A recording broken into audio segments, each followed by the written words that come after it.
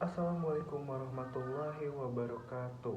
Perkenalkan, nama saya Rifa Fauji Adriansyah dengan NPM 251000343. Di sini sekarang saya akan mempresentasikan tentang Pancasila sebagai sistem etika, di mana landasan moral dan nilai dalam kehidupan berbangsa.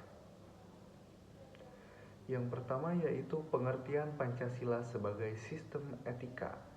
Sistem etika adalah seperangkat nilai, norma, dan prinsip moral yang mengatur perilaku manusia dalam kehidupan bermasyarakat.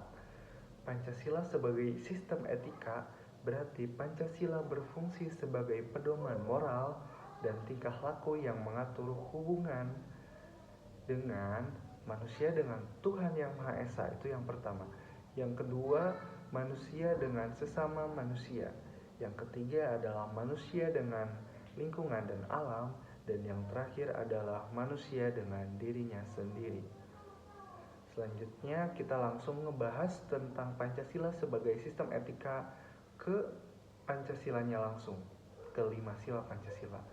Yang pertama, sila pertama yaitu ketuhanan yang Maha Esa. Dimensi etikanya, etika religius yang pertama, yaitu mengakui keberadaan Tuhan dan menjalankan ajaran agama dengan taat.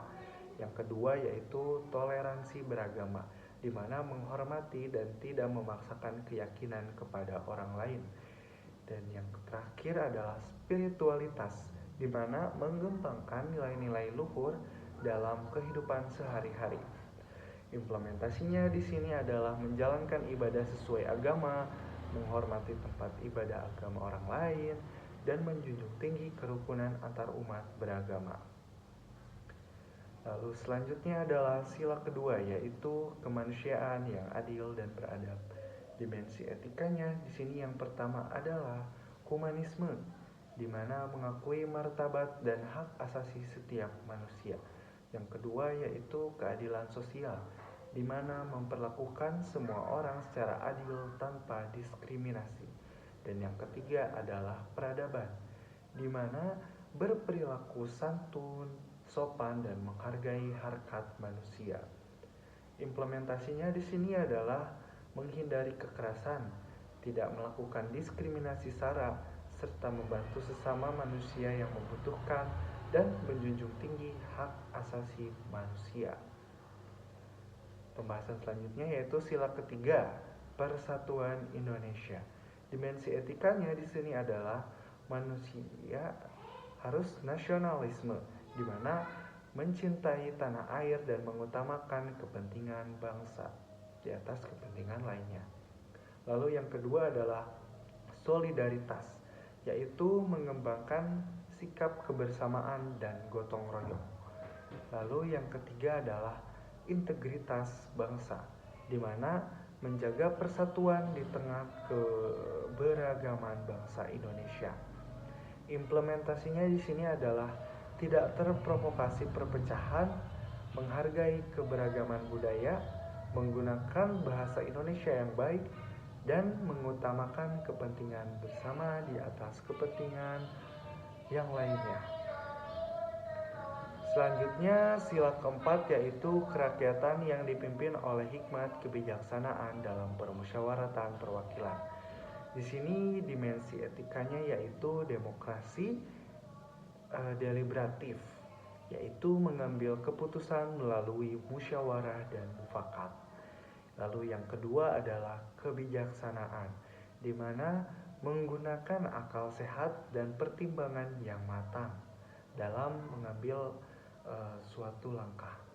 Lalu yang ketiga adalah partisipasi, yaitu menghargai pendapat dan aspirasi setiap warga. Implementasinya di sila keempat ini yaitu aktif dalam musyawarah, menghormati keputusan bersama, tidak memaksakan kehendak, dan menerima perbedaan dari pendapat. Selanjutnya yaitu sila terakhir, yaitu sila kelima, keadilan sosial bagi seluruh rakyat Indonesia. Dimensi etikanya di sini yang pertama adalah keadilan distributif, di mana pemerataan kesejahteraan dan kesempatan. Lalu yang kedua yaitu kepedulian sosial, di mana membantu yang lemah dan yang kurang mampu.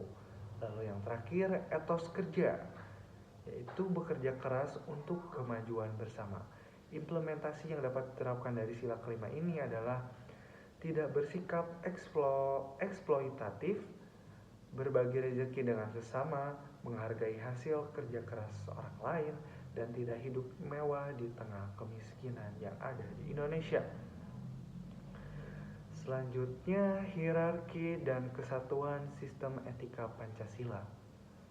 Struktur hierarkis piramidal.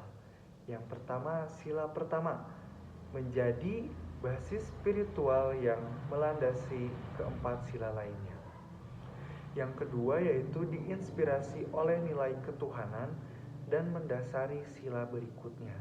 Lalu yang ketiga, mencerminkan kemanusiaan dalam konteks berbangsa di Indonesia.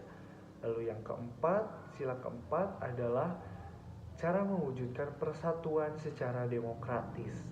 Dan yang kelima adalah tujuan akhir yang ingin dicapai oleh bangsa Indonesia. Kesimpulannya di sini, kelima sila merupakan satu kesatuan yang tidak dapat dipisahkan dan saling melengkapi dalam membentuk sistem etika yang utuh. Fungsi Pancasila sebagai sistem etika. Nah, yang pertama adalah pedoman perilaku, yaitu memberikan arah dalam bersikap dan bertindak dalam kehidupan sehari-hari. Yang kedua yaitu sebagai sumber nilai moral, di mana menjadikan rujukan dan menentukan baik buruk suatu perbuatan. Yang ketiga yaitu perekat sosial, di mana menyatukan bangsa yang beragam melalui nilai-nilai bersama. Lalu yang keempat adalah filter budaya, di mana menyaring pengaruh budaya asing yang tidak sesuai dengan kepribadian bangsa. Dan yang terakhir yaitu fungsinya adalah sebagai landasan hukum, di mana menjadi dasar pembentukan peraturan perundang-undangan dan peraturan lainnya. Jadi peraturan yang ada di Indonesia seluruhnya itu harus didasari sesuai dengan Pancasila. Selanjutnya, materi selanjutnya adalah tantangan implementasinya di era modern.